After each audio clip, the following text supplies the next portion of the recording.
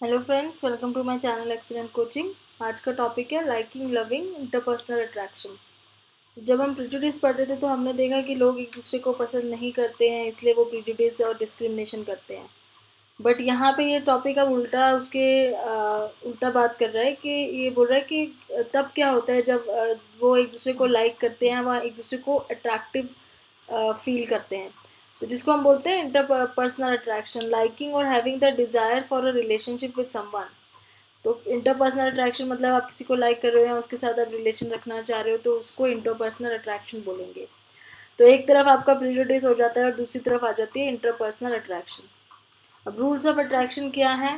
कुछ रूल्स ऐसे हैं, बहुत कॉमन है, जो हम डे टू डे लाइफ में हमें पता भी है और हम बात भी करते हैं उनके बारे में। सबसे पहली चीज़ तो आ जाती है फिजिकल अट्रैक्टिवनेस। और ये साइंटिफिकली भी ये प्रूवन है कि फिजिकल अट्रैक्टिवनेस सबसे ज़्यादा जो फर्स्ट हैंड जो होती है ना, वो फिजिकल ब्यूटी है जो मेन फैक्टर होती है, जो किसी भी इंडिविजुअल को मतलब इन्फ्लुएंस करती है कि किसी पर्टिकुलर पर्सन को सेलेक्ट करे वो फिजिकल अट्रैक्टिवनेस के बेस पे। जबकि बाद में लेटर ऑन जब वो रिलेशनशिप बिल्ड होना शुरू होता है तो फिजिकल अट्रैक्टिवनेस बहुत सेकेंडरी हो जाती है, बाद में और चीज़ें इंपॉर्टेंट हो जाती हैं। लेकिन प्राइमरी लेवल पे फिजिकल अट्रैक्टिवनेस का बहुत बड़ा रोल होता है। किसी को भी आप अगर सेलेक्ट कर रहे हो या किसी को भी आप चूज़ कर रहे हो फॉर इंटरपर्सनल रिलेशनशिप्स। फिर आ जाता है प्रॉक्सिमिटी। प्रॉक्सिमिटी का मतलब है कि आप फिजिकली उसके कितना साथ हो। मतलब वो आपके वर्क प्लेस में आपके साथ काम करता है या आपकी सेम बिल्डिंग में रहता है या आपके ऑफिस में जाता है, कि आप फिजिकली कितना प्रॉक्सिमिटी मतलब कितना क्लोजनेस है आपके साथ उसकी। तो जनरली हमने देखा भी है कि हमारी फ्रेंडशिप उनके साथ ज़्यादा होती है जो हमारे क्लोज होते हैं फिजिकली, जो हमारा डिस्टेंस कम होता है जिनके साथ उनसे ज़्यादा बात होती है, उनको ज़्यादा जानना पहचानना हो जाता है, तो इसलिए प्रॉक्सिमिटी की वजह से उनसे रिलेशनशिप जल्दी बनते हैं।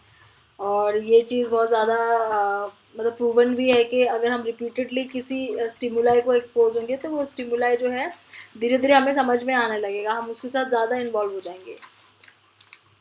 So the more experienced people something, then whether it is a song or a picture of a person, the more they tend to like it। मतलब जितना एक्सपीरियंस वो करते हैं उस पर्टिकुलर चीज़ को, चाहे वो सॉन्ग हो चाहे वो मूवी हो कोई पर्सन हो, उसको वो उतना ही ज़्यादा पसंद करने लगते हैं।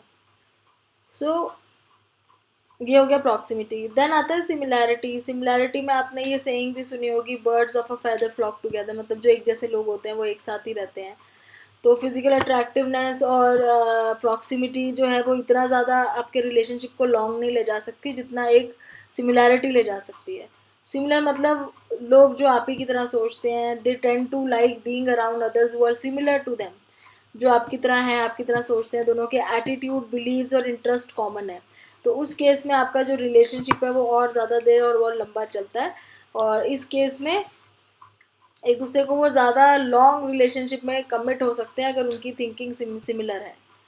सो similarity as a factor in relationship make sense when seen in terms of validation of person beliefs and attitude. तो जब आपको लगता है कि सामने वाला पर्सन भी आपके ही एटीट्यूड और आपके बिलीफ को वैलिडिफाई कर रहा है क्योंकि वो भी ऐसे ही सेम सोचता है जैसा आप, तो आप उसके साथ ज़्यादा देर रहना चाहते हो। फिर आता है व्हेन ऑपोजिट अट्रैक्ट। ये भी एक सेइंग है। एक तो हो गया, ये तो ये हो गई कि जो सिमिलर होते हैं वो एक साथ रहते हैं। दूसरी एक सेइंग और है कि ऑपोजिट अट्रैक्ट करते हैं।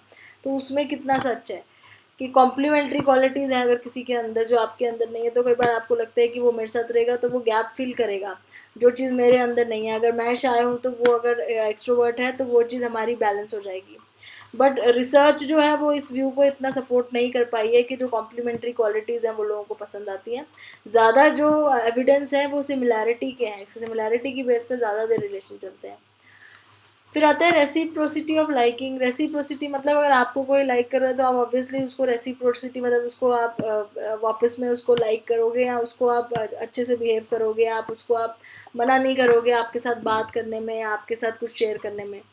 तो अगर आपको पता चलता है कि भाई आपको कोई पर्सन है जो आपको लाइक करता है या आपसे इंस्पायर होता है, तो आप ऑब्वियसली उसके साथ अच्छा बिहेव करोगे और रिलेशन मेंटेन करोगे। तो इसके ऊपर स्टडीज़ भी बहुत की गई हैं। जैसे एक स्टडी की यहाँ पे बात करी गई है कि कुछ स्टूडेंट्स को बुलाया था और उनको पेयर्स में कोई काम करना था, लेकिन पेयर बनाने से पहले उन दोनों को अलग अलग बिठा के एक दूसरे के बारे में फीडबैक दिया। कुछ को बोला कि आपके साथ जो दूसरे पेयर में आएगा, जो दूसरा पेयर में स्टूडेंट होगा, वो आपके बारे में बहुत अच्छा सोचता है। और कुछ को बोला कि आपके बारे में बहुत ख़राब सोचता है, जो आपका पार्टनर होगा वो आपके साथ काम नहीं करना चाहता, वो आपके बारे में अच्छा नहीं सोचता। तो बाद में वो जब उन्होंने वो पेयरिंग कर ली, उसके बाद जब देखा कि वो एक दूसरे के साथ इंटरेक्ट कर रहे थे, तो किन लोगों की इंटरेक्शन ज़्यादा अच्छी हुई आपस में, जिनको बोला गया था कि आपका पार्टनर आपको बहुत लाइक करता है, तो ऑब्वियसली वो रेसिप्रोसिटी की वजह से वो एक दूसरे को अच्छे से बिहेव कर रहे थे। और जहाँ पे ये देखा गया कि भाई बोल दिया था कि आपका पार्टनर आपको लाइक नहीं करता, तो वहाँ पे उन्होंने एक दूसरे के साथ बिहेव भी अच्छे से नहीं किया, ना एक दूसरे के साथ इंफॉर्मेशन कोई ज़्यादा शेयर करी, मतलब उनकी जो आपस में इंटरपर्सनल वो जो इंटरेक्शन थी वो अच्छी नहीं थी। अब इसमें क्या होता है कि रेसिप्रोसिटी काम करता है कि आपको जो लगेगा कि आपको जो पसंद करता है आप उसी को ढंग से बात करोगे। एक चीज़ यहाँ पे इम्पॉर्टेंट है, एक एक the only time that liking someone does not seem to make that person like other in return is if a person suffers from a feeling of low self worth.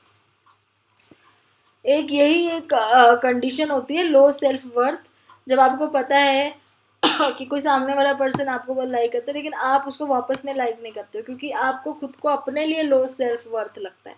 आपको लगता है कि आप उस उतने वर्थ नहीं हो कि वो आपको क्यों लाइक, आप उसको डाउट करने लग जाते हो कि ये क्यों मेरे को इतना ज़्यादा वो कर रहा है, अटेंशन क्यों दे रहा है मेरे को इतना ज़्यादा, या इतना लाइक क्यों करता है, या मेरे से इतना इंस्पायर क्यों हो रहा है, मेरे अंदर तो कुछ ऐसा है ही नहीं।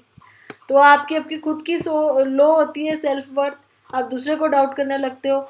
इस केस में क्या होता है कि आप उसके साथ अनफ्रेंडली बिहेव करते हो, आप उसको डाउट करते हो, आप उसको मिसट्रस्ट करते हो, और आपके रिएक्शन से वो सामने वाला पर्सन भी बहुत ज़्यादा कॉन्शियस हो जाता है, वो भी आपके साथ अनफ्रेंडली हो जाता है, और फाइनली जो है वो ख़त्म हो जाती है लाइकिंग। तो यहाँ पे भी एक सेल्फ फुलफिलिंग प्रोफेसी का एग्जांपल है कि कैसे आप अपने ही एक्सपेक्टेशंस के साथ खुद ही अपने बिहेवियर में चेंजेस ले आते हो, और सामने वाले पर्सन के बिहेवियर में भी। फिर उसके बाद नेक्स्ट जो इसमें इंपॉर्टेंट टॉपिक आता है वो आता है कि थ्योरी ऑफ लव।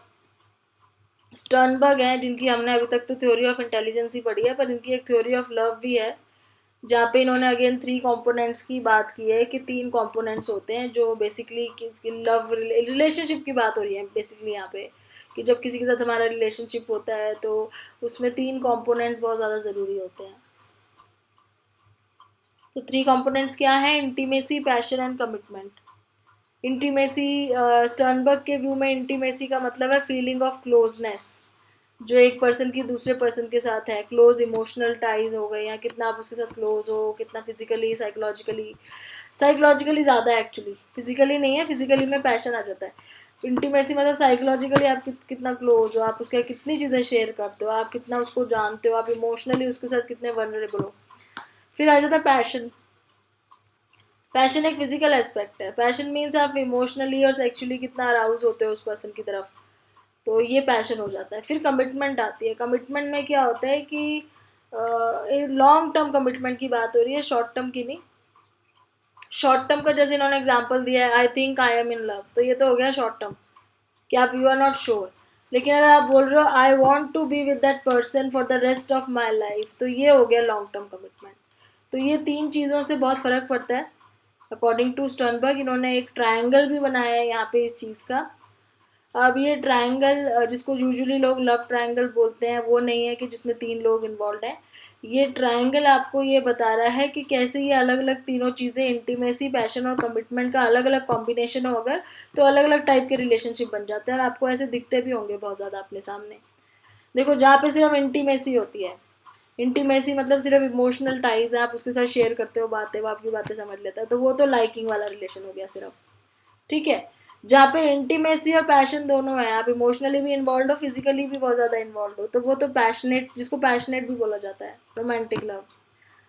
फिर आता है तीसरा चीज़ आती है, तीसरा यहाँ पे है पर मैं यहाँ पे पहले बोलूँगी इन्फैचुएशन क्या है, जहाँ पे सिर्फ पैशन ही है, कमिटमेंट भी नहीं है कोई कि आगे कितना देर रिलेशन रहेगा, और ना ही कोई शेयरिंग ऑफ इमोशन है, सिर्फ फिजिकली अराउजल है, तो वो हो गया इन्फैचुएशन।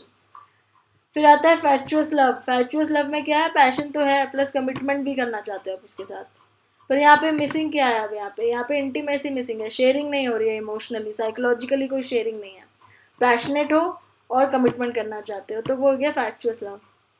फिर आता है एम्प्टी लव। एम्प्टी लव क्या होता है कि कमिटमेंट तो कर ली लेकिन कोई इंटीमेसी नहीं है, किसी तरह की शेयरिंग नहीं है, ना फिजिकल शेयरिंग है ना साइकोलॉजिकल है, तो कमिटमेंट तो है लेकिन एम्प्टी लव है। And then you have companionate love.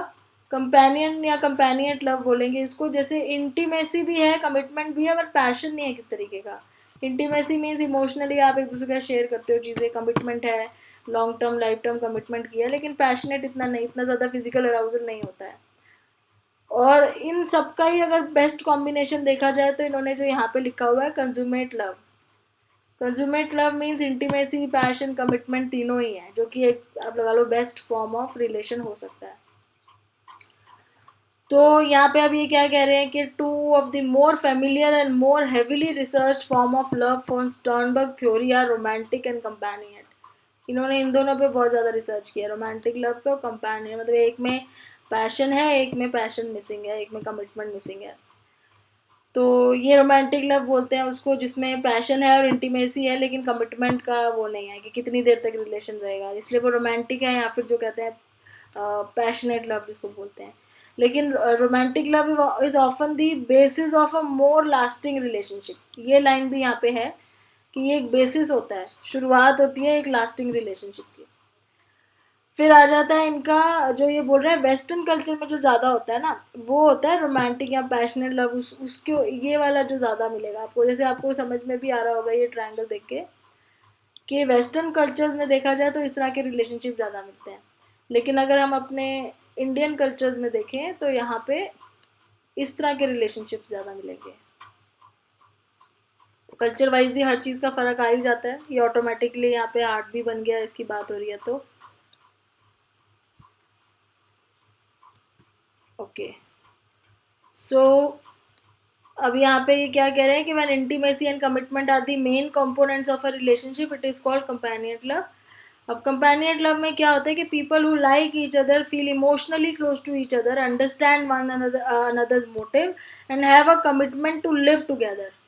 और जो मैरिज रिलेशनशिप में स्पेशली आपको कंपेनियन लव दिखेगा, खास करके वैसी वाली रिलेशनशिप जहाँ पे आपको दिख रहा है कि वो पूरी लाइफ एक दूसरे के साथ हैं, वो घर के सारे जितने भी उन्होंने फेजेस देखे हैं अपनी लाइफ में, पेरेंटिंग वाला साइकिल हो गया, पेइंग बिल्स वाला हो गया, उसमें क्या है कि फिजिकल पैशन तो कम है लेकिन कमिटमेंट बहुत ज़्यादा है।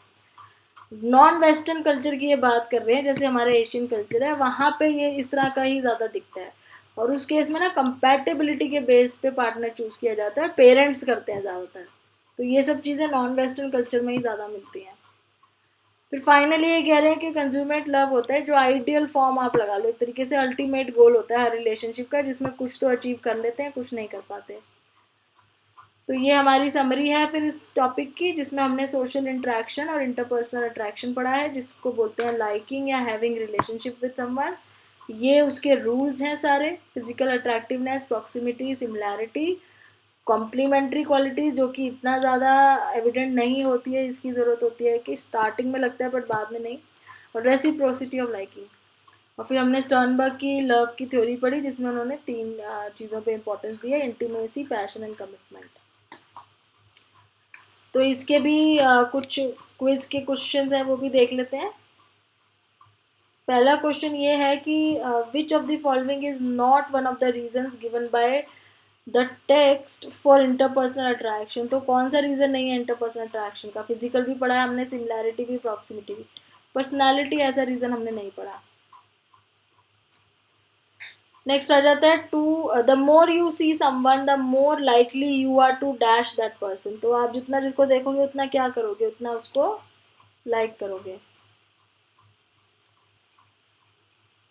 Then a person who is very low in self worth is less likely to be affected by. अच्छा, जिसका सेल्फ वर्थ बहुत कम होगा वो किस चीज़ से भी कम, किस चीज़ से बहुत कम अफेक्ट होगा? रेसिप्रोसिटी से, क्योंकि वो ये चीज़ की विश्वास करेगा ही नहीं कि कोई जो है उसको वो कर सकता है, लाइक कर सकता है। फिर लास्ट क्वेश्चन आ जाता है कि according to Sternberg emotional and physical arousal a person feel for another is the dash component of love. तो जब इमोशनल और फिजिकल अराउजल होता है तो उसको क्या बोलते हैं हम? पैशन। तो यहाँ पे ये छोटा सा टॉपिक था आपका जो कवर हो गया है। अब aggression and pro social behaviour इसमें रह गया है, इसको हम नेक्स्ट वीडियो में पढ़ेंगे। Thanks for watching.